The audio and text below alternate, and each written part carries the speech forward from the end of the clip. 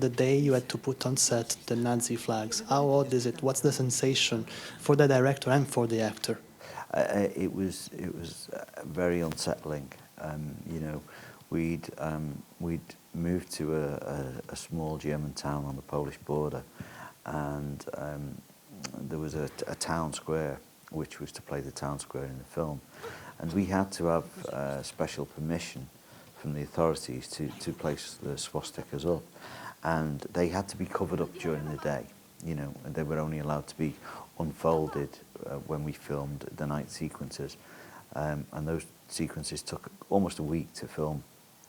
But the first time that we walked into the square and we seen this decked out in this swastikas, it's very, very unnerving. It doesn't feel comfortable at all. I had to do a bit of research. I watched Schindler's List, The Reader, The Boy in the Striped Pajamas, Life is Beautiful, and The Pianist. How about that day on set when you had to shout "Down with Hitler" or "I hate Hitler"? Was it liberatory, and how many takes? Can you tell me a little bit about that? It was actually a really fun scene, and it was fun because, like you said, you felt kind of a relief, and it was really fun to say, actually be able to say that I hate Hitler and yell it as loud as you can. And also there was a beautiful view. It was very fun, it was very peaceful and calm, and then we could just get up and scream, and it was just a really fun scene to play. Your film is narrated by death, like the book. How challenging was to translate this narration into images and into that is a charming man. Even his tone of voice is charming. Can you tell me? Yeah. Well, it was important that he was charming because I think, you know, I spoke to Markus, the author, and I said, you know, when I read the book, by the end of the book, I actually felt less scared about death than I did before. And he laughed and he said, that's the reaction that so many people give to him. You know, that this character's actually quite nice. He's funny, he's warm, he's witty, and we actually like him. Chi è? Chi è? Rudi Steiner, Frau Huberman. Che cosa vuoi? What can you tell me about Emily Watson getting angry on set to get into the character? Yes. Fantastic, you know. I've wanted to work with Emily ever since I saw Breaking the Waves.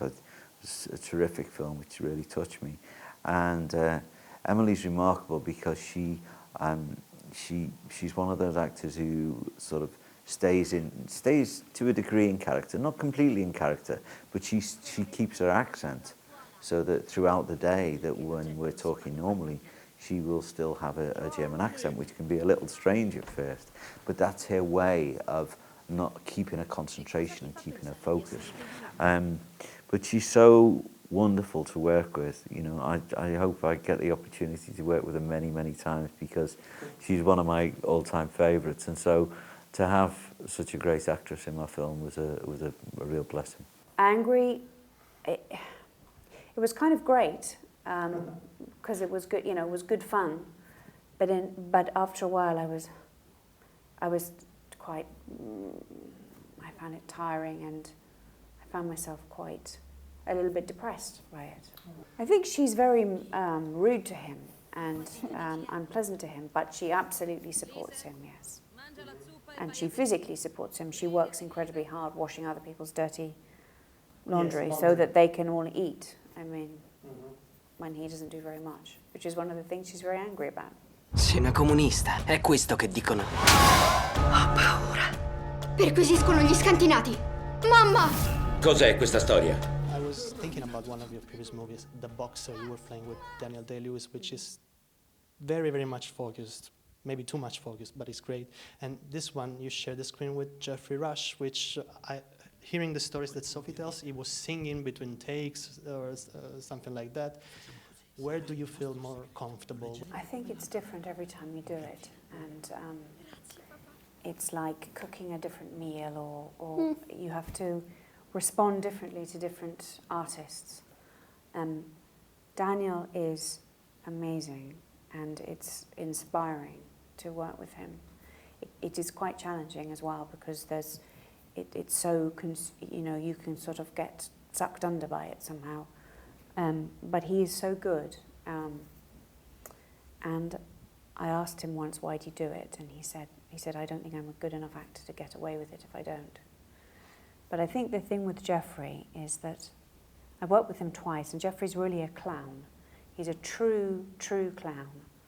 But I think, in a sense, with this part, his sense of himself and the part are not too far apart. And he has a very natural sense of mischief, and he's very sort of twinkly. I mean, if you wanted to know where Jeffrey was on set, you just had to listen for the laughter, and that's where he would be.